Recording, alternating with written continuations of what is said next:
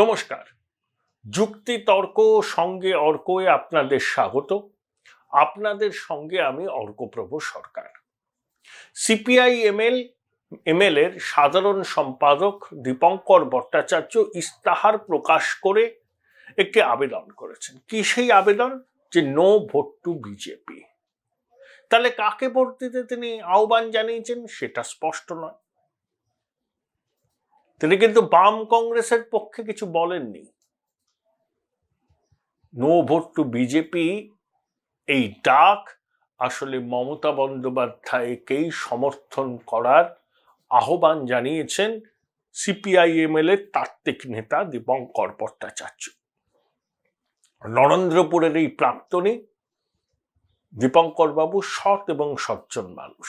তিনি বামপন্থার প্রতি তার মতাদর্শগত দায়বদ্ধতা থাকতে পারে, সেই নিয়ে কারুর কিছু বলার নেই। তিনি এখনো বিপ্লব স্পন্দিত বুকে নিজেকে লেনিন ভাবতে পারেন, সেটা তার একদম ব্যক্তিগত ব্যাপার। তবে যে চীনের কথা আমরা বলি, সেই চীন মাও জামানার অনেক কিছু ইয়াংসির জলে চিরকালের জন্য বিসর্জন দিয়ে দিয়েছে। আর আমাদের এদেশের কমিউনিস্টরা ভারতবর্ষের বাস্তবতা সম্পর্কে তাদের উপলব্ধি যত দিন যাচ্ছে, তাদের উপলব্ধি যে ভুল সেটা কিন্তু প্রমাণ হচ্ছে। তারা আবার রুটি রুজির পক্ষে সওয়াল করছেন এবং ভারতবর্ষের গরিব মানুষকে কাছে টানার জন্য যে কর্মসূচি দরকার, ভারতবর্ষের সামাজিক অবস্থান, তার সঙ্গে ধর্মের কি সম্পর্ক, এগুলোকে বিশ্লেষণ না করে শুধু রুটি রুজির সওয়াল করলে শূন্য থেকে মহাশূন্যে যেতে হবে। যদিও সিপিআইএমএল বিহারে 11টি আসন পেয়েছে, বাম দলগুলোর মধ্যে সব থেকে বেশি। এই দীপঙ্কর বাবুর একটা অদ্ভুত জিনিস আমি লক্ষ্য করি, উনি চোর জোচ্চোরদের সঙ্গে অবস্থান করতে খুব ভালোবাসেন, জানেন তো।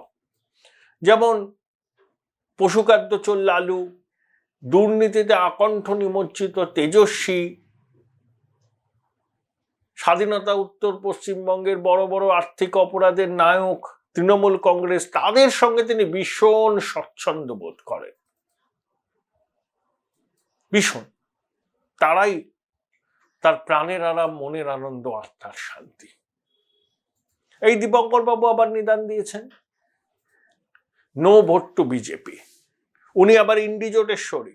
তিনি কিন্তু বললেন না, দেখুন বামপন্থী তো, বলতে পারতেন তো ভোট ফর লেফট কংগ্রেস, কিছু বললেন না। নো ভোট টু বিজেপি অর্থাৎ পরোক্ষে বলে দিলেন বাম কংগ্রেস তো নয়, ভোট দাও তৃণমূলকে, ওদের হাত শক্ত করো যাতে আগামী দিনে আরো দুর্নীতি ওরা করতে পারে। উনি সুবোধ মল্লিক স্কোয়ার থেকে নেতাজি ইন্ডোর সাম্রাজ্যবাদ বিরোধী পদযাত্রা করেন, বিজেপি ফ্যাসিবাদী শক্তি হিসাবে দাগিয়ে দেন। সমাবেশ করলে বামপন্থী ব্রাত্য বসু এসে উপস্থিত থাকেন। রাতারাতি এইসব সমাবেশ হয়ে যায়, সরকার মদত দেয়। এই যে নো ভোট টু বিজেপি যে ক্যাম্পেইন 2021-এর আগে এরা করেছিলেন, তার সুফল মমতা পেয়েছিলেন। পশ্চিমবঙ্গের মানুষকে এবার ভাবতে হবে, এনাফ ইজ এনাফ। ঠিক ভোটের মুখে এইসব বাম লোকজন পথে নামে। আমি আপনাকে একটা উদাহরণ দিচ্ছি আপনাদের। 1930 সালে 12ই মার্চ গান্ধীজি ডান্ডি অভিযান শুরু করেছিলেন সবরমতী আশ্রম থেকে। 25 দিন ব্যাপী লবণ সত্যাগ্রহ, ব্রিটিশদের আইন ভাঙলেন, সমুদ্রের জল থেকে লবণ তৈরি হলো, সারা ভারতবর্ষ আন্দোলিত উদ্বেলিত হলো। 5ই মার্চ পণ্ডিত নেহেরু পশ্চিমবঙ্গ প্রাদেশিক কংগ্রেসের সেক্রেটারিকে চিঠি লিখলেন। চিঠিতে তিনি বললেন, সারা ভারতবর্ষ যখন ইংরেজের বিরুদ্ধে পথে নামছে, গান্ধীজির ডাকে সাড়া দিচ্ছে, উদ্বেল হয়ে উঠছে স্বাধীনতার দাবিতে, তখন এ রাজ্যের কংগ্রেস নেতারা গিলবার্ট অ্যান্ড সুলিভান অপেরায় মত্ত। তখন কলকাতা কর্পোরেশনের ভোট, ফ্র্যাকশন রিডেন কংগ্রেসের বিভিন্ন নেতা গোষ্ঠী কোন্দলে জড়িয়ে জি এম সেনগুপ্ত তখন কলকাতার মেয়র, তিনি সুপারিশ করেছিলেন যে প্রদেশ কংগ্রেসের এক্সিকিউটিভ কমিটিকে ভেঙে দেওয়া উচিত। আমি কেন এক্সাম্পলটা দিলাম জানেন? যে সারা ভারতবর্ষ ওই 1930-এর মার্চ মাসে ব্রিটিশ সাম্রাজ্যবাদের বিরুদ্ধে গান্ধীজির ডাককে, ক্ল্যারিয়ন কলকে মাথায় নিয়ে সাড়া দিয়ে স্বাধীনতার যুদ্ধে গান্ধীজির পাশে দাঁড়িয়েছিলেন। গ্লোবাল হেডলাইন্স হয়েছিল। আর ঠিক দেখুন আমাদের Bangla. Join Indian Institute of Hotel Management now. Right choice, right decision. Kolkata কর্পোরেশনের নির্বাচনকে ঘিরে কংগ্রেস তখন গোষ্ঠী কোন্দলে নিমজ্জিত। অর্থাৎ ভারতবর্ষ যেদিকে হাঁটে, পশ্চিমবঙ্গ তার উল্টো দিকে হাঁটে। বিধানবাবুর মতো স্টলওয়ার্ড ফিগার ছিলেন পশ্চিমবঙ্গে, যাকে দিল্লির লোকজন তার কথা শুনতো, কিন্তু বিধানবাবু কোনো দিন পশ্চিমবঙ্গের ক্ষেত্রের বাইরে গেলেন না। বামপন্থীরা সুযোগ পেয়েছিল 1996 সালে জ্যোতিবাবুকে প্রধানমন্ত্রী করতে দেননি তারা। প্র্যাগম্যাটিক জ্যোতিবাবু ঐতিহাসিক ভুল বলেছেন। প্রণববাবু দিল্লির রাজনীতিতে সর্বভারতীয় ক্ষেত্রে তার প্রাসঙ্গিকতা ছিল, কিন্তু তিনি ছিলেন রুটলেস ওয়ান্ডার। মমতা বন্দ্যোপাধ্যায় যখন কংগ্রেস করতেন বা যখন এনডিএতে ছিলেন, রেলমন্ত্রী ছিলেন, তারও কিছু হয়তো প্রাসঙ্গিকতা ছিল। যেই তিনি মুখ্যমন্ত্রী আসনে বসলেন, বাংলা সর্বভারতীয় রাজনীতির যে ধারা তার থেকে নিজেকে বিযুক্ত করলো। সেই ধারা চলছে এখনো। তাই দীপঙ্কর ভট্টাচার্যের মতো বিড়াল তপস্বীরা বলতে পারেন, নো ভোট টু বিজেপি। পশ্চিমবঙ্গের মানুষ বিজেপি শাসন দেখেছে? দেখেনি। গুজরাটে কি হয়েছে, উত্তরপ্রদেশে কি হয়েছে, রাজস্থানে কি হয়েছে, মধ্যপ্রদেশে কি হয়েছে, এই ন্যারেটিভকে এখানে চালানোর চেষ্টা বন্ধ করতে হবে। বিজেপি এখানে untouched and unkissed virgin. Die is cast. তৃতীয়বারের জন্য প্রধানমন্ত্রী হিসাবে নরেন্দ্র মোদী শপথ নিচ্ছেন 4 জুন। আমার ধারণা সত্যি মিথ্যা এই মুহূর্তে বলতে পারবো না, 397টি আসন পাবে এনডিএ।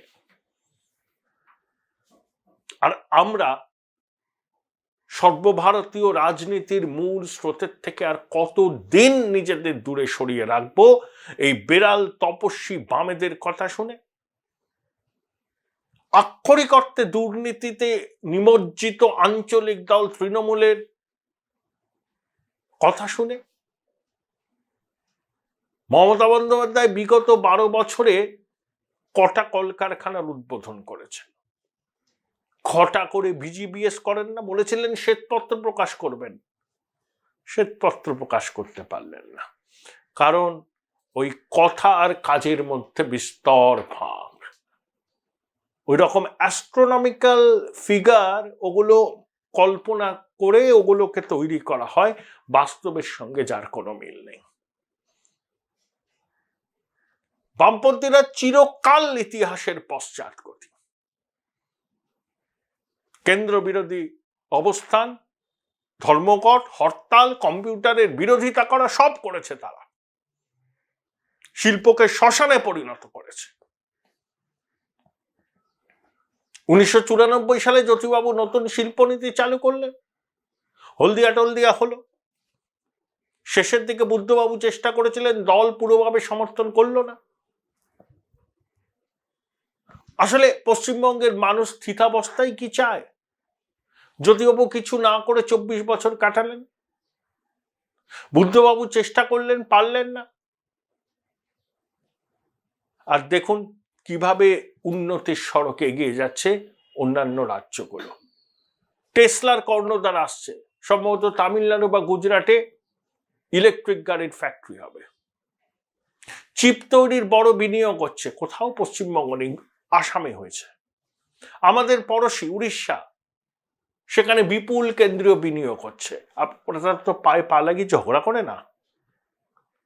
আমি জানি বহু শিল্পপতি পশ্চিমবঙ্গে বিনিয়োগ করছেন না, তার কারণ এই সরকার এখানে আছেন। যখন মেইনস্ট্রিম পলিটিক্সের সঙ্গে পশ্চিমবঙ্গের মানুষ যুক্ত হবে, তখন বিনিয়োগের খরা কাটবে। তাই মানুষকে এবার তাদের ভবিষ্যৎ প্রজন্ম, তাদের সন্তান সন্ততিদের কথা ভেবে তাদের গণতান্ত্রিক অধিকার প্রয়োগ করতে হবে। বেড়াল তপস্বী বামেরা পশ্চিমবঙ্গের মানুষকে দীর্ঘদিন ধরে বিপথে চালিত করছেন, আবার নেমে পড়েছেন তারা। দীপঙ্কর ভট্টাচার্যের মতো নেতা যেভাবে তৃণমূলকে সমর্থন করছেন, বলছেন, নাম করছেন না যে তৃণমূলকে ভোট দিন, নো ভোট টু বিজেপি, বলছেন না যে বাম কংগ্রেসকে দিন, নো ভোট টু বিজেপি, মানে ঘুরিয়ে মমতাকে ভোট দিন। তাহলে দীপঙ্কর বাবুরা যেভাবে লালু তেজস্বীর সঙ্গে খুব আত্মীয়তা অনুভব করেন না, চুরি দুর্নীতি ওনাদের কাছে কোনো ব্যাপার নয়। চাকরি চোর তৃণমূল কংগ্রেসের সঙ্গে তার সহাবস্থান করতে কোনো অসুবিধা নেই, দুর্নীতি তো কোনো ব্যাপার না। বিজেপির জুজু দেখিয়ে পশ্চিমবঙ্গের মানুষকে এরা বিভ্রান্ত করতে চাইছে। বিজেপি এ রাজ্যে untouched and unkissed virgin politically. পশ্চিমবঙ্গের মানুষ ভবিষ্যৎ প্রজন্মের স্বার্থে, এখানে বিনিয়োগের স্বার্থে, এখানে চাকরি বাকরির স্বার্থে, পরিযায়ী শ্রমিকরা যাতে এখানে ফিরে এসে কাজ করতে পারে, মাতৃশক্তি যাতে সুরক্ষিত থাকে, তার স্বার্থে সেগুলোকে মাথায় রেখে তাদের গণতান্ত্রিক অধিকার প্রয়োগ করুক।